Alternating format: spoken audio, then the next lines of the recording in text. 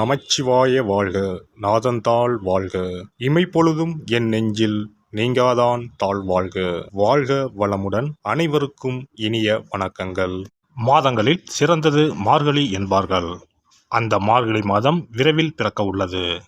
2025ஆம் ஆண்டின் இறுதியும் 2026ஆம் ஆண்டின் தொடக்கமும் ஆக இரு முக்கிய நிகழ்வுகள் இந்த மார்கழி மாதத்தில் நிகழ உள்ளது. நிகழும் மங்களகரமான விசுவாசு ஆண்டு டிசம்பர் மாதம் 16ஆம் நாள் செவ்வாய்க்கிழமை அன்று துவாதசி திதியில் சுவாதி நட்சத்திரத்தில் அதிகண்டம் நாமயோகத்தில் கௌளவம் கர்ணத்தில் சித்தயோகம் கூடிய நன்னாளில் இந்த மகத்தான மார்கழி மாதம் பிறக்கிறது. மார்கழியை தெய்வங்களின் மாதம் என்பார்கள். அந்த அளவுக்கு ஆன்மீக ரீதியாக முக்கியத்துவம் பெற்றது. இம்மாதத்தில் கிரக நிலைகளில் பல்வேறு மாற்றங்கள், சில முக்கிய நிகழ்வுகள் நடைபெற உள்ளன. இது 12 ராசிகளிலும் தாக்கத்தை ஏற்படுத்தும். மார்கழி மாதம் டிசம்பர் மாதம் 16ஆம் தேதி தொடங்கி ஜனவரி மாதம் 14ஆம் தேதி வரை உள்ளது. இம்மாத கிரகநிலை என எடுத்துக்கொண்டால் குரு பகவான் மிதுன ராசியில் வக்ரகதியில் உள்ளார். கேது பகவான் சிம்ம ராசியில் உள்ளார். புதன் மற்றும் சுக்கிர பகவான் விருச்சிக ராசியிலும், சூரியன் மற்றும் செவ்வாய் பகவான் தனுசு ராசியிலும் உள்ளார்கள். சனி மற்றும் ராகு பகவான் கும்பராசியில் உள்ளனர். இம்மாத கிரக பயிற்சி என எடுத்துக்கொண்டால் 21/12/2025 குரு பகவான் வக்ர நிலையில் புனர்பூசம் 4ஆம் பாதத்தில் இருந்து புனர்பூசம் 3ஆம் பாதத்திற்கு பயிற்சியாக உள்ளார். 22/12/2025 சுக்கிர பகவான் விருச்சிக ராசியில் இருந்து தனுசு ராசிக்கு பயிற்சியாக உள்ளார். அதேபோல 25/12/2025 புதன் பகவான் விருச்சிக ராசியில் இருந்து தனுசு ராசிக்கு பயிற்சியாக உள்ளார். மேலும் 11/1/2026 புதன் பகவான் தனுசு ராசியில் இருந்து மகர ராசிக்கும், செவ்வாய் பகவான் 14/1/2026 தனுசு ராசியில் இருந்து மகர ராசிக்கும் பயிற்சியாக உள்ளார். இம்மாத சிறப்புகள் என எடுத்துக்கொண்டால் டிசம்பர் மாதம் 19ஆம் தேதி அனுமன் ஜெயந்தி, டிசம்பர் மாதம் 30ஆம் தேதி வைகுண்ட ஏகாதசி, ஜனவரி 3ஆம் தேதி ஆருத்ரா பௌர்ணமி, ஜனவரி 14ஆம் தேதி போகி பண்டிகை ஆகிய நிகழ்வுகள் உள்ளன. பொதுவாகவே மார்கழி மாதம் முழுவதுமே விசேஷம்தான். இந்த வருடம் வரும் மார்கழி கூடுதல் முக்கியத்துவம் பெறுகிறது. பிறக்கப்போகும் இந்த மார்கழி மாதத்தில் உங்கள் வாழ்வில் வளமும் நலமும் செல்வ செழிப்பும் பெற்று வாழ்வில் உயரிய நிலையை அடைய எல்லாம் வல்ல எம்பெருமானை வேண்டி விரும்பி கேட்டுக்கொள்கிறேன்.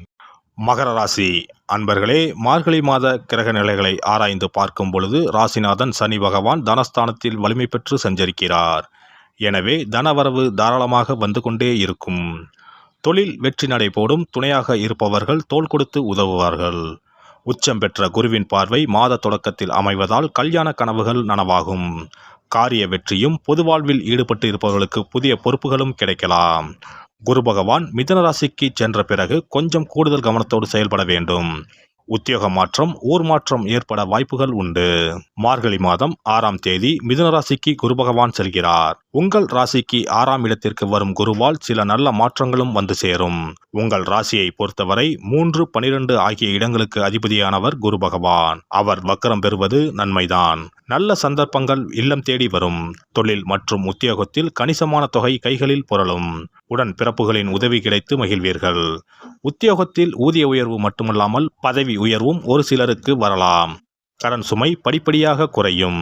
குருவின் பார்வை தொழில் ஸ்தானத்தில் பதிவதால் தொழில் வளர்ச்சி சிறப்பாக இருக்கும். துணிவும் தன்னம்பிக்கையும் கூடும். வெளிநாட்டு நிறுவனங்களில் இருந்து அழைப்புகள் வரலாம். பணப்பற்றாக்குறை அகலும். புகழ்பெற்ற ஆலயங்களுக்கு சென்று வழிபட்டு வர வேண்டும் என்ற எண்ணம் பூர்த்தியாகும். புதிய வாகனம் வாங்கி பயணிக்க எடுத்த முயற்சி கைகூடும். பொது வாழ்வில் இருப்பவர்களுக்கு மேலிடத்தில் நல்ல பெயர் கிடைக்கும். அதன் விளைவாக புதிய பொறுப்புகள் வந்து சேரும்.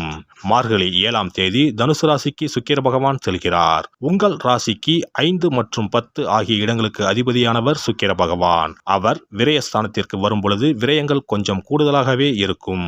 வீடு மாற்றம், இடமாற்றம் ஏற்படும். மாற்றினத்தவர்களின் ஒத்துழைப்பால் புதிய முயற்சிகளில் வெற்றி கிடைக்கும். கூட்டாளிகள் ஒரு சிலர் விலகினாலும் புதியவர்கள் வந்திணைவர். நீண்ட தூர பயணங்கள் பலன் தருவதாக அமையும். உத்தியோகத்தில் இலாக்கா மாற்றங்கள் எதிர்பாராத விதத்தில் வரலாம்.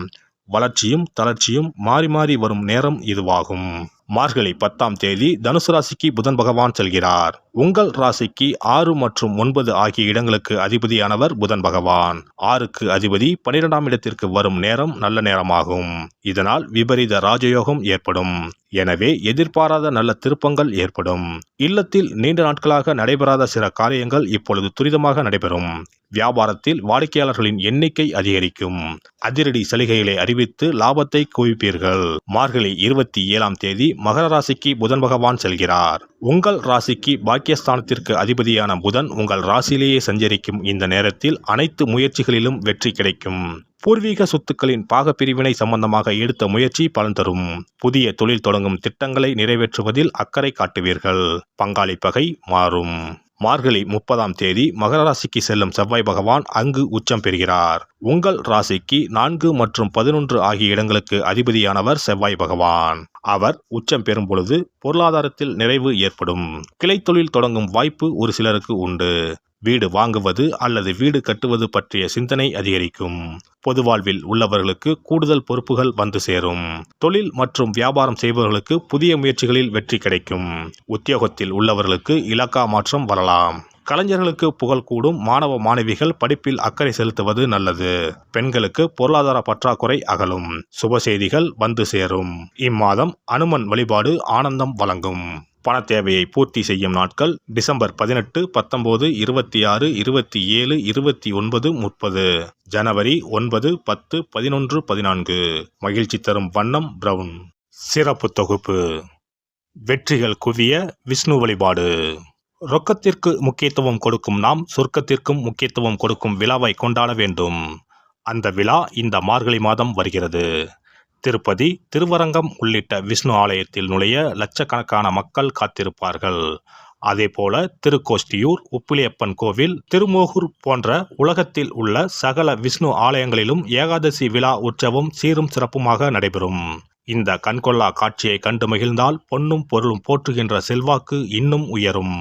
மாதங்களில் புனிதமானதாகவும் தேவர்கள் துயில் எழும் மாதமாகவும் கருதப்படும் மார்கழி மாதத்தில் நாம் விஷ்ணுவை வழங்கினால் விருப்பங்கள் அனைத்தும் நிறைவேறும். அதனால்தான் மாதங்களில் நான் மார்கழி என்று கண்ணன் சொல்லியதாக சொல்வார்கள். இம்மாதம் 15ஆம் தேதி அதாவது 30/12/2025 செவ்வாய்க்கிழமை வைகுண்ட ஏகாதசி வருகிறது. அங்கனம் வைகுண்ட ஏகாதசி வரும்பொழுது சொர்க்க வாசலை திறப்பார்கள். ஆண்டு முழுவதும் அடைத்திருக்கும் கதவு அன்று மட்டும்தான் திறந்து வைக்கப்படும். அந்த சொர்க்க வாசலின் வழியாக நாம் நுழைந்து வந்தால் சிக்கல்கள் தீரும், செல்வ வளம் பெருகும். ஏகாதசி அன்று இல்லத்து பூஜை அறையில் விஷ்ணு லட்சுமி படம் வைத்து வழிபட வேண்டும். அவள் வெல்லம் கலந்து நைவேத்தியம் வைத்து சாப்பிடலாம்.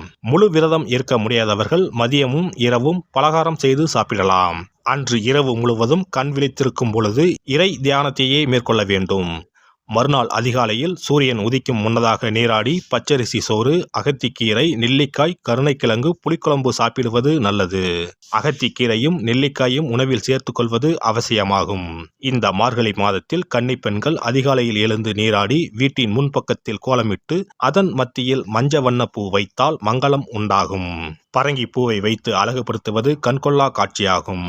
கிருமி நாசினியாக சாணத்தின் மீது அதை பதித்து வைத்திருப்பர். மங்களம் நடைபெறுவதற்காக மஞ்சள் வண்ண பூவை வீட்டு கோல மத்தியில் வைப்பது வழக்கம்.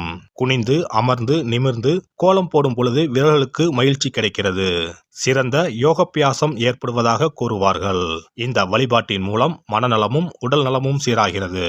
பிரம்ம முகூர்த்தத்தில் எழுந்து ஓசோன் என்ற காற்று மண்டலத்தில் உள்ள காற்று நம் மீது பதிவதால் ஆரோக்கியம் மேம்படுகிறது. திருப்பாவை, திருவெம்பாவை பாடி வழிபாட்டை மேற்கொண்டால் திருமணம் கைகூடும்.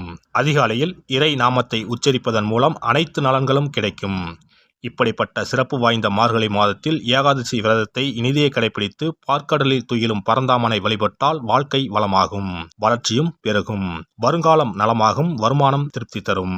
விஷ்ணுவை வழிபட்டு அவரது துணையாக விளங்கி செல்வத்தை நமக்களிக்கும் லட்சுமியின் சன்னதிக்கு சென்று லட்சுமி வருகை பதிகம் பாடினால் அந்த தேவி இல்லம் தேடி நமக்கு அல்ல அல்ல குறையாத செல்வத்தை வழங்குவாள். அஷ்டலட்சுமியின் படத்தை விஷ்ணு லட்சுமி படத்துடன் பூஜை அறையில் வைத்து வழிபடுவது நல்லது. லட்சுமிக்கு பாடல் படித்து வழிபடும் போது வருகை பதிகம் பாட வேண்டும். அன்றைய தினம் அவள் நைவேத்தியம் செய்து தேவியை வழிபட்டால் உங்கள் ஆசை பூர்த்தியாகும்.